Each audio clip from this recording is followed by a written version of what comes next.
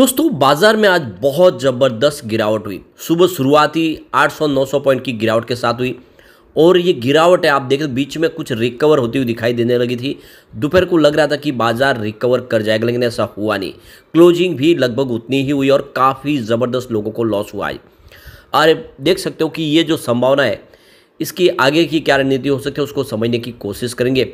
वैसे गिरावट के पीछे क्या असली वजह उसको भी समझेंगे और अब इंटरनेशनल मार्केट खुल चुके हैं, वहाँ से कैसे सिग्नल निकल के आ रहे हैं उसको जानने की कोशिश करेंगे।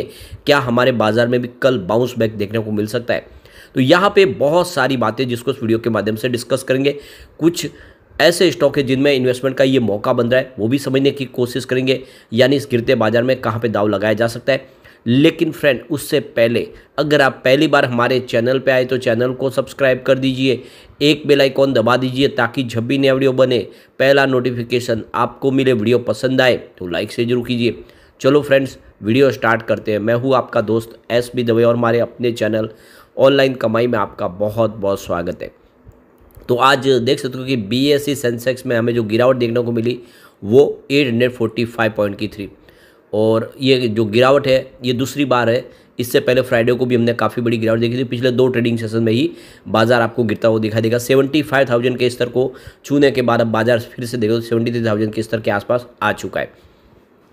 अगर हम सब ब्रॉड मार्केट इंडेक्स की बात कर ले तो यहाँ पे जो आज सबसे जो बड़ी गिरावट हुई है तो वो निफ्टी स्मॉल कैप 100 के अंदर है। 1.73% की गिरावट हुई है। ये आप समझ सकते हैं आज स्मॉल कैप की ज़बरदस्त पिटाई हुई है। उसके बाद अगर आप गिरावट देखें तो यहाँ पे आपको दिखाई देगी निफ्टी नेक्स्ट 50 के अंदर, जहाँ पे 1.68% की गिरावट है। ये दूसरा लूजर इंडेक्स रहा है।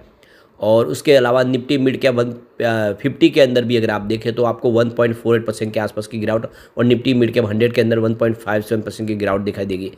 यानी ओवरऑल देखें तो कोई इंडेक्स आज बच नहीं पाया, सभी इंडेक्स के अंदर गिरावट हुई और इंडिया VX आज 8.10 रहा है ऊपर। तो आप समझ सकते हो कि यहाँ पे आज काफ़ी ज़्यादा प्रॉब्लम वाला माहौल बना है। अगर हम सेक्टरल इंडेक्स की बात करें तो जो सबसे बड़ी गिरावट थी आज की वो थी देख सकते हो यहाँ पे निफ्टी मीडिया के अंदर, जहाँ पे 2.23% की बड़ी गिरावट देखने को मिली। और इसके बाद अगर आप गिरावट देखें तो निफ्टी PSU बैंक के अंदर थी 1.98% की बड़ी गिरावट देखने को मिली। यानी आज बैंकिंग शेयरों के लिए भी ज़बरदस्त धुलाई हुई और प्राइवेट बैंक की बात करें तो 1.66% की गिरावट थी। और इसके अलावा देखें तो निफ्टी फाइनेंशियल सर्विस में भी 1.84% की काफ़ी बड़ी गिरावट देखने को मिली। तो कुल मिला के कोई भी इंडेक्स बचा नहीं है, सभी जगह पे काफ़ी बड़ी गिरावट थी। जो सबसे कम अगर गिरावट कहीं पे हुई है तो वो अगर देखें इंडेक्स वो निफ्टी मेटल है, जहाँ पे मात्र 0.5% की ही गिरावट थी। बाकी ओवरऑल सभी इंडेक्स में हमें गिरावट देखने में। अब यहाँ पे इंटरनेशनल मार्केट खुल चुके हैं। डाउ जोन की बात करें तो 38,175 के स्तर पर इस समय ट्रेड कर रहा है 0.51% की तेज़ी के साथ। S&P 500 की बात करें तो 5,148 के स्तर पे 0.48% की तेजी है। नेस्डैक कंपोजिट 16,226 के स्तर पे 0.32% की तेजी के साथ ट्रेड करता हुआ दिखाई देगा। रिजल्ट 2000 इंडेक्स भी देखें तो 2009 के स्तर पर जहाँ पे 0.30% की तेजी है। और NYSE कंपोजिट की बात करें 17,769 के स्तर पे 0.74% की तेजी है। यानी ग्लोबल मार्केट से सिग्नल अच्छे दिखाई दे रहे और अगर ऐसे ही कंटिन्यू रहा तो फिर कल हमारे बाजार में भी कुछ बाउंस बैक देखने को मिल सकता है। वैसे आज इस गिरते बाजार में लोगों को बहुत भारी नुकसान हुआ। आज जो भारी भरकम गिरावट उसमें 5.18 लाख करोड़ लोगों के पैसे आज डूब गए। अब यहाँ पे जो रीज़न है जो बन रही है उसमें जो सबसे बड़ा जो पहला रीज़न है वो है मिडिल ईस्ट में जो तनाव बना हुआ है। इजराइल और ईरान ने सैकड़ों मिसाइलें लॉन्च की है।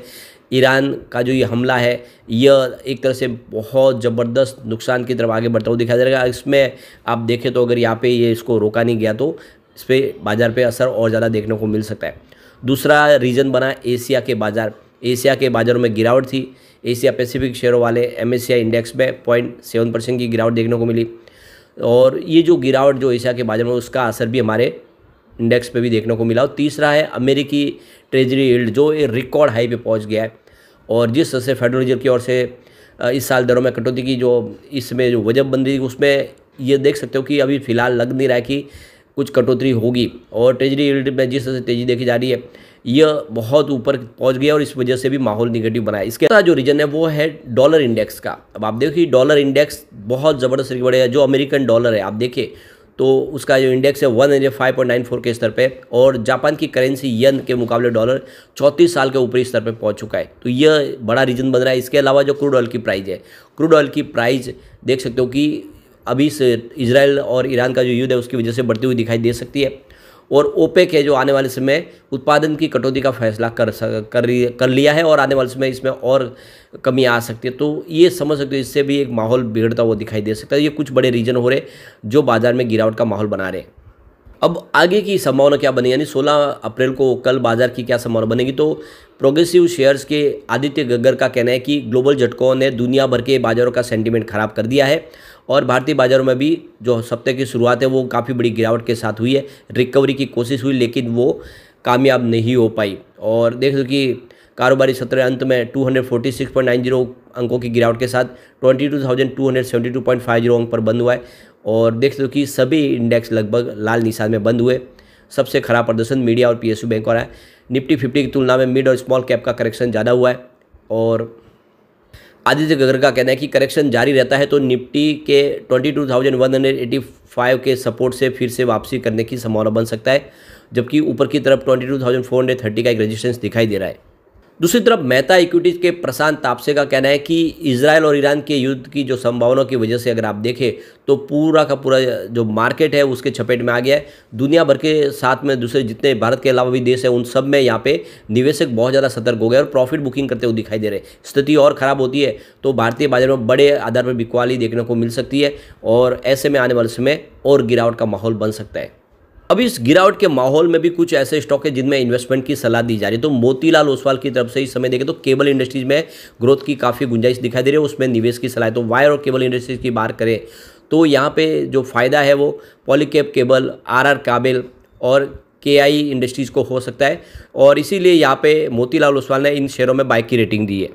दूसरी तरफ TCS ने बहुत ही शानदार इस बार रिजल्ट दिया, और यहाँ पे TCS को लेकर ब्रोकेज हाउस बहुत ज़्यादा बुलिश है और यहाँ पे खरीदारी की सलाह दे रहे हैं। मोतीलाल ओसवाल ने यहाँ पे बाय की रेटिंग दी है, और इसका जो टारगेट है 4,600 टारगेट सेट कर दिया है। मोतीलाल ओसवाल के हिसाब से रिजल्ट काफ़ी बेहतर है, और आने वाले समय एक अच्छी संभावना यहाँ पे दिखाई दे रही है। इसके अलावा शेयर खान ने भी इसमें खरीदारी की सलाह दी है। उन्होंने इसकी बाय की रेटिंग के साथ में 4,750 का टारगेट दिया है। इसके अलावा प्रभुदास लीलाधर ने भी यहाँ पे खरीदारी की सलाह दी है। उन्होंने बाय की रेटिंग के साथ में इसका 4,360 का टारगेट सेट किया है। तो कुल मिला के सभी ब्रोकेज हाउस इस समय TCS को लेकर बुलिश है और खरीदारी की सलाह दे रहे हैं।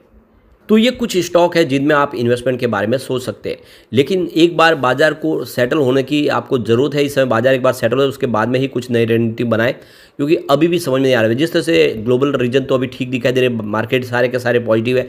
अगर हमारा बाजार कल बाउंस बैक दे देता है तो फिर कुछ ऐसे क्वालिटी स्टॉक में निवेश के बारे में सोचा जा सकता है। लेकिन फ्रेंड, कोई भी इन्वेस्टमेंट करने से पहले अपने फाइनेंशियल एडवाइजर से बड़े ले ले या अपना खुद का रिसर्च करें, क्योंकि मैंने वीडियो आपके एजुकेशनल पर्पज़ के लिए ही बनाया। वीडियो पसंद आए तो लाइक से जरूर कीजिए और चैनल को सब्सक्राइब कर दीजिए। Thank you friend.